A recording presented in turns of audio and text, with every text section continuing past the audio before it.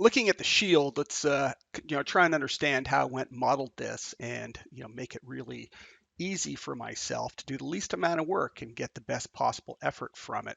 So I'm just going to hide off the rest of these and even the shield, but you can see that it is very symmetrical. It has very symmetrical, radial symmetry to it, right? So we have, essentially 6 pieces here that we only need to make one of these pieces for all intents and purposes. Now, the other thing to consider is if we cut one of these in half, really we only need to make 1/12 of it. We don't need to make just 1/6 of it, because this can get mirrored to this side and then radial symmetry to round it. Build one of these, same thing. We only need to have half of one of those. So this only needs to have half. This just needs to be 1/6, as we were doing before.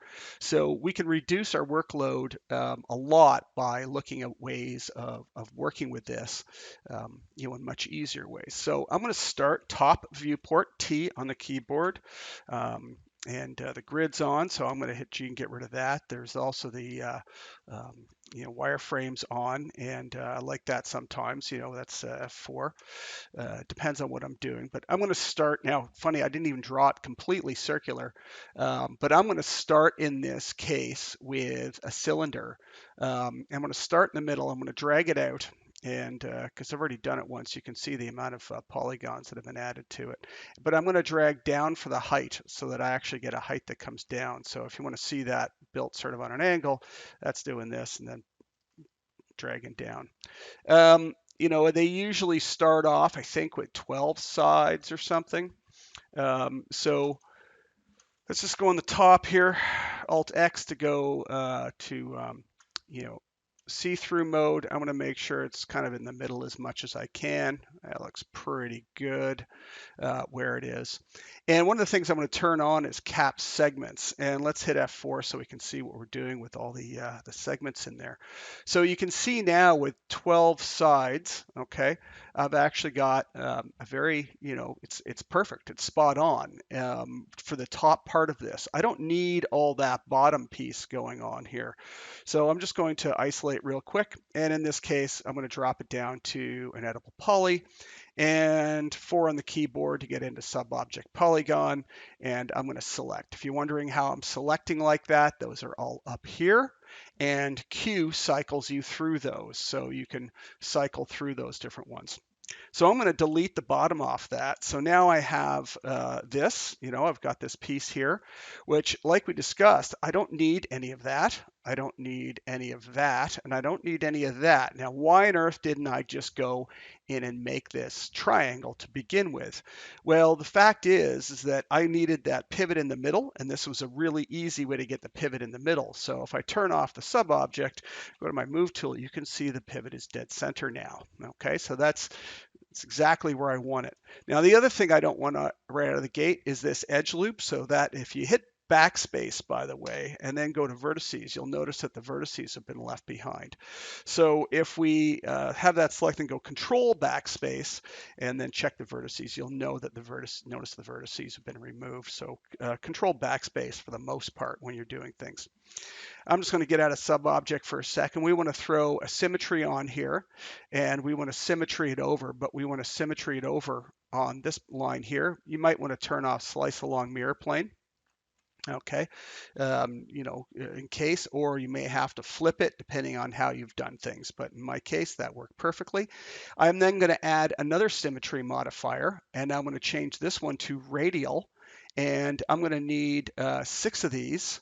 So there's going to be 6 in total. And again, you can see slice along mirror plane's probably causing us some grief there. So I'm going to get rid of the slice along mirror plane. And there's my shape back. But now when I go to the bottom of the stack, and again, I've hotkeyed my ability to go up and down in the stack. I set it to Shift 1.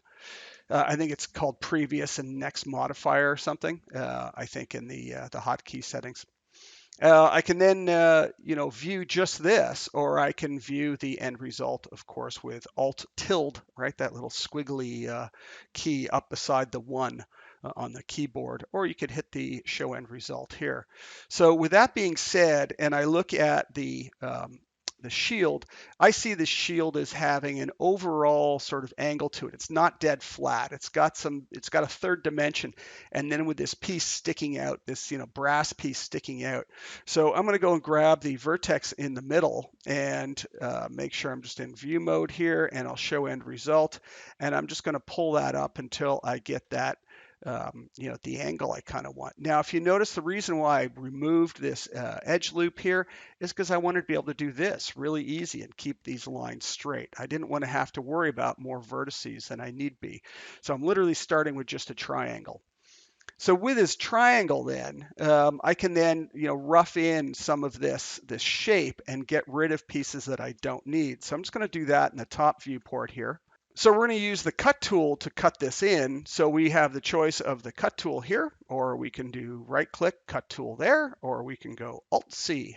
And I'm going to drag that across, and I'm basically going to try and hit these points here. And one across here where we've got this piece, and probably one across there because I won't need this center piece. I want to get rid of it.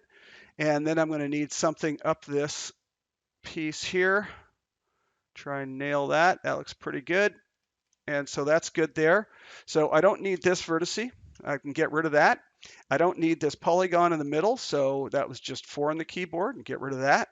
And so lo and behold, I now have that shape already being roughed in, okay? And it's already starting to look correct. Now, on top of my, my final symmetry, I'm going to add a shell. Okay, so order matters. I don't want to do the shell prior to the symmetries because it wouldn't weld together these edges. So if I'd shelled this piece down here, right, and had a shell below, so if this was being shelled at the bottom of the stack, you can see when it radials around, you can see there's internal polygons there and it's not welding together. So we want that at the top of the stack. So I can then determine, a thickness sort of in and out. Maybe I'll do something like this. I'm thinking I want to switch over to centimeters for some of this fine stuff. So the unit setup, I'm going to swap it out to centimeters. So I'm seeing what that looks like in proper centimeters, 0.2, 0.5 maybe. That works pretty good. Back down to the bottom of the stack again with my hotkeys, and I can then do, an edge loop across here, okay, because it's a quad, so that's Alt-1 on the keyboard. I'm going to hold down Shift so it pops to the middle, 2 on the keyboard to get into it, and I'm just going to shove that out a bit. And here's something to note is that we got to be a little careful. You can see that that ended up rising itself up, okay? So we have some constraints here that are really good. First one is constrained edge. We're about to use that. This is constrained to face. So what's neat now is when I move this around, it's going to want to constrain to the face, okay? It's going to want to constrain to itself. Now, it's not going to work because it can't go outside of the shape. Over to my vertex, and if I look at the local will be exactly what I'm looking for. So I could have also done that with both on the local axis, and I could have moved that out. Now, make sure you turn that constraint back off again. It'll really mess with you when you're trying to do things, okay? So I'm going to use that local. I'm going to push that in, and I'm just going to look up back on top again, and I'm going to grab that, and I'm going to push that down. And it looks like it's probably getting pushed down a little too far now, but there we go. Try and keep it flat. This one, I'm going to use the constrain to edge on here. So I'm just going to go back to the view, coordinate system, which is up here. But again, Alt right click, and you've got them right under your mouse. Why reach all the way up here and wait for this menu to open? So the other one is constrained to edge, which is actually Shift X. And that'll allow me to constrain this. You can see I can try and pull it sideways and I can't do it. It'll allow me to be able to constrain this up and be able to keep it on the neighboring edges, which is mighty handy. Okay, so that should look pretty good. I'll see the show end result again with Alt tilde. And, everything's looking pretty flat. I'm looking at it in all 3 dimensions. It's got the thickness to it. So, literally all I'm doing is modeling this completely flat piece of, paper thin steel, and the rest is being built for me.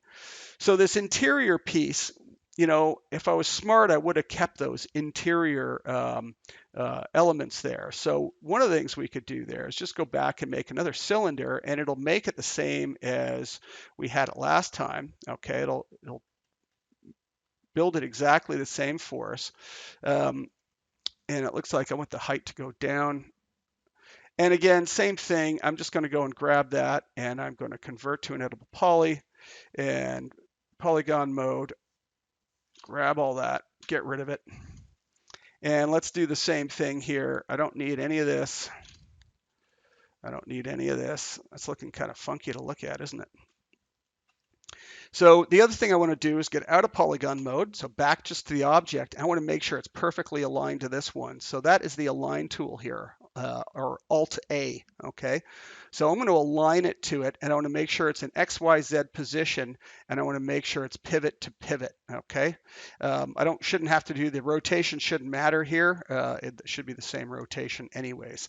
So that got me started there. And again, let's get rid of that edge loop, control backspace again, and one back to go to the vertices.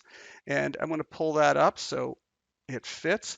And what's going to be kind of cool here is we need some of these, features that we had on the other one. Oh, the other one we probably want to do is do that cut just across here.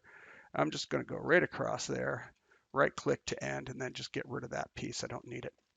So this is going to be my wood. I'm probably going to want to put one down there. I'll do that just right now. So there's my polygons. You notice I didn't move the object. I want the pivot in the same place as this. But what's cool now is I can literally take all of this. So if I select all those, hold down Control, and drag them over onto this object here, it's all now, you can see it in italics, it's now instant. So any change I make to one of them, to either of these pieces, will make the change to the other one. So now they fit together. Now, quite frankly, the shell, I think I want this a different thickness and not the same thickness. So I'm actually going to make that unique. So it's in italics now, make unique. So now I can drive that separately. And I think I'm going to decrease the thickness of that, or maybe the whole thing's got to get thicker, but I can decide that later because it's mighty easy to be able to do that. So let's make that centerpiece. Top viewport, we're going to start with a cylinder again. So when we make it from the default, okay, it's going to have those 12 sides. I'm going to drag the height down again so it's into the negative, but I'm going to set it to 6 because we only need those 6 sides, okay? And I'm just going to convert that down to, oh, you know what? We don't need that. We don't need the cap segments at all. So I'm going to take the cap segments to, you know what? I'm going to have to leave them. I want that center vert. It's easier than trying to cut it back in. Convert it down to an editable poly again. I'm going to delete all of this. Whoops, 4 on the keyboard, sorry. I'm going to delete all of this. Don't need it. And I don't need that edge loop, so 2 on the keyboard, get rid of that. Control backspace, okay. And I'm going to grab the whole element, so 5 on the keyboard, and just move it up. And then you'll notice that one of the things we need to do is top viewport. We need to rotate it all. I'm not going to rotate the object. I want to keep the pivot aligned to the rest of the pieces in case I want to be able to copy modifiers over and have them the same. So I'm going to rotate the element. So rotate tool, and then hit A for your snap, your angle snap, and you'll be able to snap it perfectly into place. And then, snap, better turn it off. I mean, I always forget sometimes and wonder why things are being jerky when they're moving. 1 on the keyboard for the vertex, and we're just going to pull that up. Now we could do this, and array it around if we wanted, but boy, that was pretty easy. And I managed to, I got snap on. What am I doing? Yeah, there we go. So there's that centerpiece coming up for now. Okay, and we can kind of determine how that's going to look later. And then we can go in to start making these pieces. So that's not going to be that hard either. So this piece, same kind of idea. Let's think of this as one piece. Don't need these. They're separate elements. You can see there's separate pieces in there. So I really don't need to worry about those. So I'm going to, put this in with probably just a plane, I think. So if I grab that in there, And you'll notice my plane has this center line on it because normally planes look like 4 and 4. Um, get rid of the stuff you don't need. I don't need that. I don't need that. What I need is one down the center because I'm going to make half of it. Okay. Now I'm also going to align this again to all these pieces so I can reuse stuff. So I'm going to moves it over here. And I'm going to convert it down to an edible poly again. I'm going to pick 1/2 of that edible poly so that I've got, I can delete it. So 4 on the keyboard, delete it. So I can now use my symmetry and then a radial symmetry set to 6 again to be able to put that in place. And I'm not going to move the object, I'm going to move the sub object over into place. That way, again, all my pivots are aligned and it's just going to make my life easier, which, I tend to like. So let's make that see through as well. And we can now sort of bring some of these into place. And then we can think about how we're going to, subdivide this. Maybe again, we'll just use the cut tool. We could stick a cut in places and whoops. Thank you. Cut across there. And let's cut this across maybe, start with, so we can go cut and cut from that vertex to this one if we wanted. But we also want to have that center line sort of raised up. And I kind of want it, I guess, some on this end, but this end's got to stay flat. So I'm going to raise that up a bit. And then I'm going to get rid of that selection and raise it up a bit more in the middle.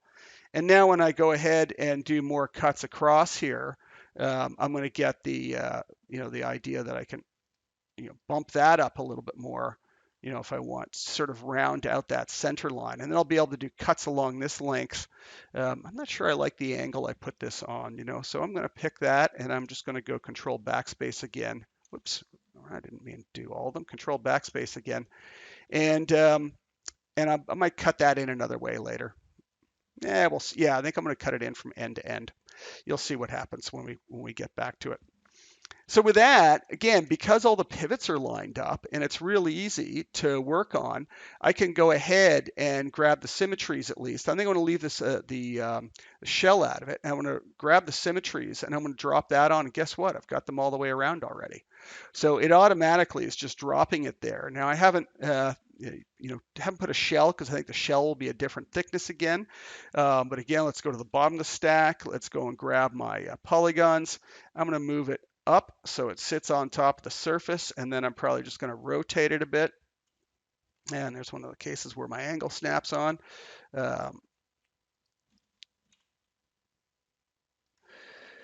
And again, show end result shows us, what we're getting. So we're starting to get that shape and form going. Frankly, that's it. Let's move on. Let's look at other pieces now. We can come back to that and determine more what it's going to look like later. So there's the majority of, basically the